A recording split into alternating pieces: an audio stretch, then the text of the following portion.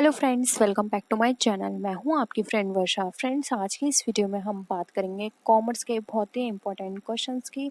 आज के क्वेश्चंस थोड़े अंडरस्टैंडिंग लेवल के हैं, यानी कि आज का क्वेश्चंस कुछ इस तरह के हैं जिसमें आपको बहुत सारी चीज़ें नई सीखने को मिलेंगी। तो स्टार्ट करते हैं वीडियो को। वीडियो पसंद आए तो वीडियो को लाइक कीजिए, और अभी तक मेरे चैनल को सब्सक्राइब नहीं किया है तो प्लीज़ चैनल को सब्सक्राइब कर लीजिए और बेल आइकन पे क्लिक भी ज़रूर कीजिएगा, जिससे कि फ्यूचर का नोटिफिकेशन आपको मिल जाए। तो फ्रेंड्स, चलिए वीडियो को स्टार्ट करते हैं। राष्ट्रीय आय को मापा जाता है, यानी कि नेशनल इनकम को हम किस में मेजर करते हैं? देश के कुल उत्पादन द्वारा, यानी कि जो हमारा टोटल प्रोडक्शन होता है वो। देश के कुल विनियोग द्वारा, यानी जो नेशन का टोटल इन्वेस्टमेंट है उसके द्वारा। देश के कुल उपयोग द्वारा, यानी टोटल यूजनेस। या फिर डी ऑप्शन है हमारा कुल राजस्व द्वारा, यानी कि जो हम टैक्स देते हैं उससे हमें पता चलता है जो कि हमारी राष्ट्रीय आय कितनी है। तो बताइए फ्रेंड्स। तो इसका राइट आंसर है ए, जो कि देश के कुल उत्पादन द्वारा। हमारे पूरे ओवरऑल जितना भी प्रोडक्शन हो रहा है पूरे देश में, उससे हमारी राष्ट्रीय आय पता चलती है। नेक्स्ट क्वेश्चन है, भारत में प्रति व्यक्ति आय का अनुमान सर्वप्रथम किसने लगाया था? गोपाल कृष्ण गोखले, दादा भाई नौरोजी, महात्मा गांधी या स्वामी विवेकानंद? तो फ्रेंड्स, का राइट आंसर है बी, जो कि है दादा भाई नौरोजी। नेक्स्ट क्वेश्चन पे हम मूव करते हैं। फ्रेंड्स, हम इन क्वेश्चंस को ज्यादा डिस्कस नहीं करेंगे, हम जल्दी से रिवीजन करेंगे। ब्याज के तरलता अधिमान सिद्धांत का प्रतिपादन किसने किया था? कीन्स ने, मार्शल ने, नाइट ने या शुम्पेटर ने? तो फ्रेंड्स, राइट आंसर है इसका ए, कीन्स ने। नेक्स्ट क्वेश्चन है, लाभ का जोखिम सिद्धांत किसने दिया था? हार्वे, हाले, वाकर या नाइट? तो फ्रेंड्स, राइट आंसर है इसका बी, हाले। नेक्स्ट क्वेश्चन पे हम मूव करते हैं। वितरण में उद्यमी को हिस्सा प्राप्त होता है सबसे बाद में, सबसे पहले, बीच में या कभी नहीं? तो फ्रेंड्स, का राइट आंसर है ए, जो कि है सबसे बाद में। अब फ्रेंड्स, हम नेक्स्ट क्वेश्चन पे फिर से मूव करते हैं, जो कि हमारा समय वरीयता का विचार किसने दिया था? ऑप्शन है ओहलिन ने, विक्सेल ने, फिशर ने या मार्शल ने? तो फ्रेंड्स, का राइट आंसर है सी, फिशर ने। नेक्स्ट क्वेश्चन पे हम मूव करते हैं, वो है हमारा लाभ के नवप्रवर्तन सिद्धांत का प्रतिपादन किसने किया था? नाइट ने, हाले ने, शुम्पेटर ने या शैकल ने? तो फ्रेंड्स, राइट आंसर है इसका सी, जो कि है हमारा शुम्पेटर। नेक्स्ट क्वेश्चन है, आभासी लगान की अभिधारणा किसने दी थी? ऑप्शंस हैं ए, एडम स्मिथ, मार्शल ने, रिकार्डो ने या फिर जे एम मिल ने? तो फ्रेंड्स, का जो राइट आंसर है वो है ऑप्शन बी, जो कि है मार्शल। मार्शल ने आभासी लगान की अवधारणा दी थी।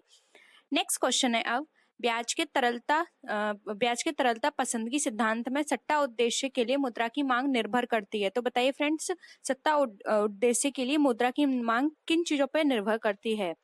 जनसंख्या के आकार पर, यानी पॉपुलेशन पर, आय स्तर यानी कि इनकम लेवल, रहन सहन का स्तर यानी कि स्टैंडर्ड ऑफ लिविंग, या फिर ब्याज दर यानी कि इंटरेस्ट रेट? तो फ्रेंड्स, राइट आंसर है डी, इंटरेस्ट रेट। हम नेक्स्ट क्वेश्चन पे मूव करते हैं। नेक्स्ट क्वेश्चन है हमारा, वस्तु विभेद किस बाजार में पाया जाता है? वस्तु विभेद का मतलब यहाँ पर यह है कि कोई भी डिफरेंस आना, किसी प्रोडक्ट में डिफरेंस आना, वो किस मार्केट में पाया जाता है? पूर्ण प्रतियोगिता, एकाधिकार, अपूर्ण प्रतियोगिता या इनमें से कोई नहीं? तो फ्रेंड्स, का जो राइट आंसर है वो है ऑप्शन सी, जो कि है अपूर्ण प्रतियोगिता। नेक्स्ट क्वेश्चन है, दो पक्षों के मध्य होने वाले ऐच्छिक, वैधानिक एवं पारस्परिक धन के हस्तांतरण को ही विनिमय कहते हैं। यह परिभाषा दी है। तो फ्रेंड्स, यह परिभाषा दी है, ऑप्शंस है जेविन्स ने, मार्शल ने, स्मिथ ने या फिर हिक्स ने? तो इसका जो राइट आंसर है वो है ऑप्शन बी, जो कि है मार्शल ने। नेक्स्ट क्वेश्चन है, किसी शहर में दूध मंडी उदाहरण है? ऑप्शंस हैं स्थानीय बाजार का, बी स्थानीय प्रतियोगी बाजार का, सी है स्थानीय प्रतियोगी अल्पकालीन बाजार का, या डी है स्थानीय प्रतियोगी अल्पकालीन विशिष्ट बाजार का? तो फ्रेंड्स, का जो राइट आंसर है वो है ऑप्शन डी, स्थानीय प्रतियोगी अल्पकालीन विशिष्ट बाजार का उदाहरण है अगर किसी भी शहर में दूध मंडी होती है तो। नेक्स्ट क्वेश्चन है, स्थिर व परिवर्तनशील लागतों के बीच अंतर बताइए। तो स्थिर यानी फिक्स्ड, परिवर्तनशील यानी कि जो फ्लक्चुएशंस होते रहते हैं, उन दोनों के बीच अंतर क्या है? मात्रा का अंतर है, किस्म का अंतर है, दोनों का अंतर है, या उपरोक्त में से किसी का अंतर नहीं है? तो फ्रेंड्स, राइट आंसर है ए, मात्रा का अंतर है। हम नेक्स्ट क्वेश्चन पे मूव करते हैं। नेक्स्ट क्वेश्चन है हमारा, समान कीमत किस बाजार की विशेषता है? एकाधिकार, पूर्ण प्रतियोगिता, एकाधिकारिक प्रतियोगिता या इनमें से कोई नहीं। तो फ्रेंड्स राइट आंसर है इसका पूर्ण प्रतियोगिता यानी परफेक्ट कंपटीशन। नेक्स्ट क्वेश्चन है दीर्घकाल में पूर्ण प्रतियोगिता में फर्म यानी फर्म किस तरह से बिहेव करती हैं? हानि वहन करती हैं, बी ऑप्शन असामान्य लाभ प्राप्त करती हैं, सी ऑप्शन सामान्य लाभ प्राप्त करती हैं, डी ऑप्शन कीमत परिवर्तित कर देती हैं। तो बताइए फ्रेंड्स दीर्घकाल में जो पूर्ण प्रतियोगिता होती है यानी परफेक्ट कंपटीशन में फर्म किस तरह का बिहेव करती हैं? तो इसका राइट आंसर है ऑप्शन सी सामान्य लाभ प्राप्त करती हैं यानी कि नॉर्मल प्रॉफिट होता है उसको वो रिसीव करती हैं। The credit balance in the bank account is, अब जो क्रेडिट बैलेंस है जो बैंक अकाउंट में वो हमारा क्या शो करता है? ऑप्शंस हैं an assets, an liability, an expense और कंटिजेंट लाइबिलिटी। तो देखिए यहाँ पर अगर हम बात करें क्रेडिट बैलेंस की जो कि हमारा बैंक अकाउंट के अंदर शो करता है तो ये शो करता है हमारी लाइबिलिटी को, जबकि अगर हम डेबिट बैलेंस की बात करें तो हमारे असेट्स को शो करता है। इसलिए यहाँ पर ऑप्शन जो है हमारा 2 वो हमारा राइट आंसर होगा। नेक्स्ट है returns outward book makes record of, यानी कि रिटर्न आउटवर्ड बुक जो होती है वो किसका रिकॉर्ड करती है? तो देखिए ऑप्शन है goods return to the suppliers यानी सप्लायर्स को गुड रिटर्न किया, गुड्स रिटर्न टू कस्टमर यानी कस्टमर को गुड रिटर्न किया, उसके बाद है यहाँ पर goods return to proprietor, proprietor को गुड्स रिटर्न किया, फिर है गुड्स रिटर्न टू नेबर्स यानी कि नेबर्स को गुड रिटर्न किया। तो देखिए यहाँ पर इसका राइट आंसर होगा, तो ये है हमारे ऑप्शंस। तो देखिए यहाँ पर अगर हम बात करें गुड्स आउटवर्ड बुक की तो देखिए यहाँ पे हमें बताता है कि जो हमारे सप्लायर्स हैं उनको हमने जो माल है उसको वापस किया, goods return to suppliers, return outward book ये हमें शो करता है, इसलिए ऑप्शन है यहाँ पे हमारा राइट आंसर है। नेक्स्ट क्वेश्चन पे आते हैं। नेक्स्ट क्वेश्चन है हमारा cash book prepared on impressed system in, अब जो कैश बुक है वो इम्प्रेस सिस्टम में दिखाई जाती है तो वो किस तरह की होती है? 2 कॉलम कैश बुक की तरह, प्रिटी कैश बुक या फिर परचेज बुक। तो देखिए यहाँ पर अगर हम बात करें तो जो इम्प्रेस सिस्टम के अंदर हम अपनी कैश बुक प्रिपेयर करते हैं वो हमारी प्रिटी कैश बुक कहलाती है। Friends mainly petty cash book वो कैश बुक होती है जिसके अंदर हम जो छोटे छोटे हमारे जो खर्चे होते हैं हम उसको इंक्लूड करते हैं, फिर बाद में जब हम उसको उससे रिलेटेड अकाउंट में पोस्टिंग करते हैं तो डायरेक्ट एक अगर हम एक आइटम के रूप में उन सबको इंक्लूड कर लेते हैं। फॉर एग्जाम्पल जैसे कि हमने स्टेशनरी में खरीदे पेन, पेंसिल्स, इरेजर, स्केल, ये सारी चीज़ें खरीदी तो प्रिटी कैश बुक में तो ये अलग अलग मेंशन कर दी जाएगी, लेकिन जब हम इसकी पोस्टिंग करेंगे जर्नल में या फिर अदर इससे रिलेटेड लेजर में तो वहाँ पर हम पोस्टिंग करेंगे एज अ स्टेशनरी, वहाँ पे ये अलग अलग आइटम शो नहीं किए जाएंगे, वहाँ पे एज अ स्टेशनरी शो किया जाएगा। प्रिटी कैश बुक का मेन पर्पस होता है जैसे जो भी एक्सपेंस हो रहा है उसको उसी टाइम रिकॉर्ड करना, ठीक है, क्योंकि छोटे छोटे खर्चे ऐसे होते हैं बाद में हम भूल जाएंगे तो प्रिटी कैश बुक में उसी टाइम नोट कर लिए जाते हैं, फिर बाद में जब उसको उससे रिलेटेड जो पोस्टिंग होती है जब वहाँ पर उसको ट्रांसफ़र किया जाता है तो एक बड़े हेड में उन सारे छोटे खर्चों को एक बड़े अमाउंट में लिख दिया जाता है, तो वो हमारा प्रिटी कैश बुक इसमें मदद करता है, ठीक है। तो एक तरह से ये यहाँ पर क्या हो गया, छोटे छोटे खर्चे हम भूले भी नहीं और साथ ही साथ हमारी पूरी हमारे पास इंफॉर्मेशन भी है, कभी हमें पता चले कि फॉर एग्जांपल स्टेशनरी है वो हमारी ज़्यादा अमाउंट की आ गई तो हम बाद में एज अ रेफरेंस देख सकते हैं कि इस स्टेशनरी में एक्चुअल में हमने कौन कौन से आइटम परचेज किए हैं, ठीक है। तो ये था हमारा petty cash book, option 3 right answer है। नेक्स्ट आते हैं the statement send along with purchase return is, अब खरीद रिटर्न के साथ भेजा गया बयान क्या कहलाता है? Credit note, bills payable book, debit note या फिर परचेस रिटर्न बुक।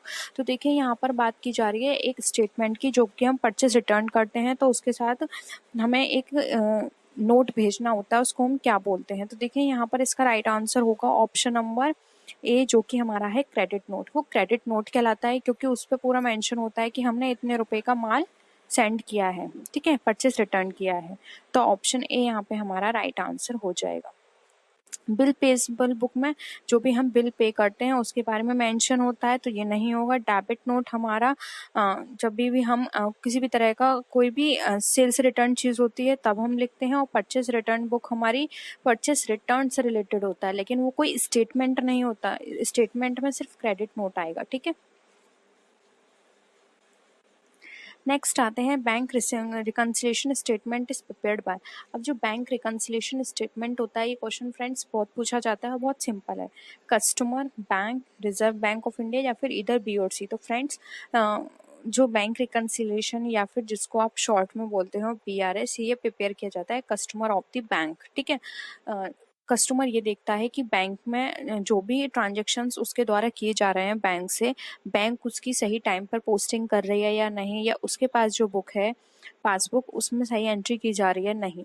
तो इन दोनों को मैच करने के लिए वो जो स्टेटमेंट बनाता है उसे बोलते हैं BRS, यानी कि bank reconciliation statement, cash book का पासबुक से मिलान करने के लिए, ठीक है। नेक्स्ट आते हैं फ्रेंड्स, से थोड़ा बड़ा क्वेश्चन है तो मैं इसका फॉन्ट साइज छोटा कर रही हूँ, तो आई होप आपको क्लियर होगा, या फिर आप 2 बार देख लीजिए। पहले आप क्वेश्चन पढ़ लीजिए। देखिए क्वेश्चन है हमारा, while preparing bank reconciliation statement, checks paid into bank but not yet cleared are। यानी कि जब आप बैंक रिकन्सिलेशन स्टेटमेंट प्रिपेयर करते हैं तो चेक जो आपका बैंक में पेड हो गया है लेकिन वो अभी तक क्लियर नहीं हुआ है। हिंदी में भी देख लीजिए, बैंक सुलह बयान तैयार करते समय बैंक में भुगतान किए गए चेक भुगतान तो कर दिए हैं आपने, लेकिन अभी तक वो क्लियर नहीं हुआ है, यानी कि वहां पर सबमिट नहीं हुए एक तरह से बैंक के द्वारा। तो ठीक है, ऑप्शंस देखिए यहाँ पर कौन क्या क्या हो सकता है। 4 ऑप्शंस हैं हमें यहाँ पर। देखिए, added to balance as per cash book to arrive at the balance as per passbook, या फिर deducted to the balance as per cash book to arrive at the balance as per passbook. फिर है divided in the balance as per cash book to arrive at the passbook, और multiplied to the balances as per cash book to arrive at the balance as per the passbook. अब friends यहाँ पर आप देखिए, यहाँ पर इन्होंने 4 options आपको प्रोवाइड किए हैं, ठीक है। तो देखिए 4 ऑप्शंस के अकॉर्डिंग आपने एक चीज देखी होगी, जब भी हम BRS बनाते हैं तो या तो वहाँ पर हम चीजें ऐड करते हैं या लेस करते हैं, जबकि यहाँ पर क्या है, मल्टीप्लाई। तो ये कट गया ऑप्शन। यहाँ में डिवाइड का ऑप्शन दे रखा है तो ये कट गया, क्योंकि ना ही हम कोई भी स्टेटमेंट, कोई भी एंट्री होती है उसको डिवाइड करते हैं, ना ही मल्टीप्लाई, सिर्फ ऐड करते हैं या फिर लेस करते हैं कोई भी आइटम। तो अब हमें ऑप्शन ए या 2 में से देखना है। तो देखिए यहाँ पर ये था कि जो चेक है वो बैंक में दे दिया गया है लेकिन वो क्लियर नहीं हुआ है। तो इसका मतलब क्या है कि आपने तो उसको ऐड कर लिया होगा कि अब हमारे अकाउंट में इतने रुपए हो गए, लेकिन सच में तो अभी वो क्लियर हुआ नहीं है, तो अकाउंट में तो अभी इतने रुपए हुए नहीं, तो आपको क्या करना पड़ेगा, डिडक्ट करना पड़ेगा। तो यहाँ पे देखिए ऑप्शन 2 राइट आंसर होगा, deduct to the balance as per cash book और arrive at the balance as per passbook, ठीक है। तो ये आपका ऑप्शन करेक्ट होगा, ऑप्शन 2। आई होप ये भी ऑप्शन आपको क्लियर हुआ होगा। नेक्स्ट आते हैं errors which affect one account can be. अब हमें ऐसे एरर्स बताने हैं जो सिर्फ एक अकाउंट को इफेक्ट करते हैं। तो ऑप्शंस देख लीजिए, errors of omission, error of principle, error of posting या फिर एरर ऑफ कमीशन। तो देखिए यहाँ पर ये बात कर रहे हैं एक अकाउंट को इफेक्ट करे। तो देखिए फ्रेंड्स, अगर एरर ऑफ ओमिशन होगा तो ये एक अकाउंट से रिलेटेड नहीं है, प्रिंसिपल डबल अकाउंट से रिलेटेड होता है, कमीशन भी नहीं होगा। एरर ऑफ पोस्टिंग हमारे एक अकाउंट से रिलेटेड हो सकता है कि हमने एक अकाउंट में पोस्टिंग नहीं की है, ठीक है। तो यहाँ पे ऑप्शन 3 जो है वो इसका राइट आंसर हो जाएगा। पोस्टिंग से रिलेटेड चीजें हमारी वन अकाउंट में इफेक्ट करेंगी, जबकि प्रिंसिपल दोनों पर बेस्ड होगा, ओमिशन भी दोनों पर बेस्ड होगा और कमीशन भी हमारे दोनों साइड बेस्ड होगा, इसलिए ऑप्शन 3 यहाँ पर हमारा राइट आंसर है। नेक्स्ट आते हैं errors of carry forward from 1 year to another year effect, यानी कि एक वर्ष से दूसरे वर्ष तक आगे ले जाने की त्रुटियां क्या कहलाती हैं। पर्सनल अकाउंट से होती हैं, रियल अकाउंट से, नॉमिनल अकाउंट से, या फिर both personal and real account से। तो देखिए यहाँ पर errors of carry forward from 1 year to, अब देखिए 1 ईयर से 2nd ईयर में हम क्या ले जाते हैं, बैलेंस शीट। तो आपको देखिए घुमाकर ये क्वेश्चन आपसे कर लिया गया है, एक तरह से आपको ये बताना है कि बैलेंस शीट में कौन कौन सी चीजें जाती हैं, ठीक है। तो फ्रेंड्स यहाँ पर अगर हम बात करें तो देखिए यहाँ पर एक साल से दूसरे साल में फॉरवर्ड की बात कर रहे हैं, ठीक है। इसका मैंने आपको एक हिंट दे दिया है, इसका आंसर आपको खुद बताना है, ठीक है। मैंने आपको हिंट दे दिया है। अब देखिए BRS से ही रिलेटेड है एक और क्वेश्चन हमारा, which of the following errors is an error of omission. अब हमें बताना है एरर ऑफ ओमिशन से रिलेटेड इसमें से कौन सी एरर है। ऑप्शन 1 है sale of 800 rupees was written in the purchase journal, यानी कि 800 रुपए की आपकी सेल हुई है लेकिन आपने परचेज जर्नल में लिख दिया है। सेकंड ऑप्शन है wages paid to the Sohan, यानी कि सोहन को वेजेस पेड की और वो उसकी लेकिन अकाउंट में डेबिट कर दी है। फिर है the total of sales journal, यानी कि सोशल जर्नल का जो टोटल है वो आपने सेल्स अकाउंट में पोस्ट नहीं किया है। नेक्स्ट है the total of sales journal has posted to the sales account. अब जो टोटल है वो सेल्स अकाउंट में आपने पोस्ट कर दिया है। अब आपको यहाँ पे क्या बताना है, ओमिशन बताना है कि इसमें से कौन सा एरर ऑफ ओमिशन है। तो आप ध्यान से देखिए फ्रेंड्स, यहाँ पर एरर ऑफ ओमिशन की बात करा है, यानी कि दोनों तरफ। तो देखिए यहाँ पर तो ये एंट्री हुई नहीं है, तो ये एरर ऑफ ओमिशन का पार्ट हो गया, ठीक है। सेल्स जर्नल में थी लेकिन पोस्ट ही नहीं हुई है, ठीक है। जबकि ये यहाँ पे गलत हुआ है, यानी कि डबल एंट्री का काम है, ये भी डबल एंट्री है और ये भी यहाँ पे गलत है, ठीक है। वो ये तो हमारी बिल्कुल सही है क्योंकि जिसकी एंट्री थी वो हमने वहाँ पोस्ट करी है, ये बिल्कुल करेक्ट है। लेकिन ऑप्शंस के अकॉर्डिंग देखें तो यहाँ पे ऑप्शन थर्ड हमारा राइट आंसर हो जाएगा। आई होप ये भी आपको क्वेश्चन क्लियर हुआ होगा। Which options are not a feature of bearer debenture. अब इसमें से कौन सा ऑप्शन है, फीचर्स है जो कि हमारा बेयर डिवेंचर का नहीं है। कौन सा विकल्प बेयर डिवेंचर की विशेषता नहीं है, ये हो गया आपका हिंदी में क्वेश्चन। ऑप्शन है the interest paid to the holder respected to of identity, यानी कि ब्याज धारक को पहचान के बावजूद भुगतान किया जाता है, ये इसका क्या विशेषता है। सेकंड है it is transferred by mayor delivery, यानी कि यह केवल वितरण द्वारा स्थानांतरित किया जा सकता है। नेक्स्ट है the transfer of bearer debenture requires transfer deed, यानी कि जो बेयर डिवेंचर के हस्तांतरण के लिए स्थानांतरण विलेख की आवश्यकता होती है। थर्ड ये है ऑप्शन। एंड फोर्थ है हमारा इट इज नेगोशिएबल टूल, यह एक पराक्रम्य उपकरण है। अब इसमें से बताना है कि कौन सा नहीं है, नॉट यहाँ पे बताया गया है। तो देखिए यहाँ पर ऑप्शन जो हमारा थर्ड है the transfer of bearer debenture required transfer deed, तो फ्रेंड्स इसके लिए ट्रांसफर डीड की जरूरत नहीं होती है बेयर डिवेंचर के लिए, ठीक है। ऑप्शन बी राइट है, क्योंकि देखिए नाम से ही बेयर डिवेंचर है, यानी कि जिसके पास होगा उसको ये ट्रांसफर हो जाएगा, वो उसका ओनर है, वो उसका पेमेंट ले लेगा, ठीक है। ट्रांसफर डीड की इसके लिए कोई जरूरत नहीं होती है, इसलिए ऑप्शन सी यहाँ पे हमारा राइट आंसर हो जाएगा। नेक्स्ट क्वेश्चन पे आते हैं। Debenture application account is in the form of.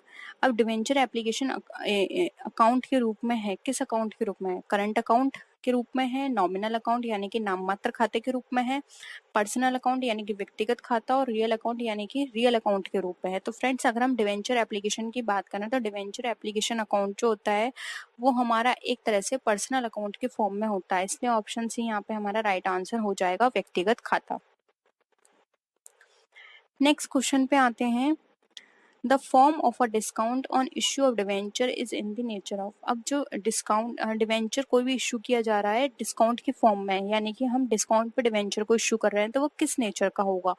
Deferred revenue expenditure यानी कि आस्थगित राजस्व, कैपिटल लॉस यानी कि पूंजीगत हानि, रेवेन्यू लॉस यानी कि राजस्व हानि, नन ऑफ द अबव यानी कि उपरोक्त में से कोई नहीं। तो फ्रेंड जब हम डिवेंचर इशू करते हैं किसी भी तरह के डिस्काउंट पर, तो देखिए यहाँ पर इसका राइट आंसर होगा वो एक तरह का हमारे लिए कैपिटल लॉस होता है, क्योंकि डिवेंचर्स हमारे कैपिटल नेचर का होता है और उस पर लॉस हमारा कैपिटल लॉस है, ठीक है। तो ऑप्शन बी यहाँ पे हमारा क्या हो जाएगा, राइट आंसर हो जाएगा। तो आई होप आपको ये क्वेश्चंस क्लियर हुए होंगे। इस वीडियो में हमने हिंदी इंग्लिश दोनों का एक साथ डिस्कशन कर लिया, आपको समझने में भी आसानी हुई और आपकी कंफ्यूजन भी आई होप अब दूर हो जाएगी।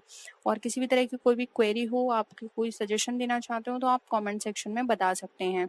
तो फ्रेंड्स नेक्स्ट वीडियो में फिर मिलते हैं आपसे और भी अच्छी वीडियोज़ के साथ, तब तक के लिए टेक केयर, बाय बाय।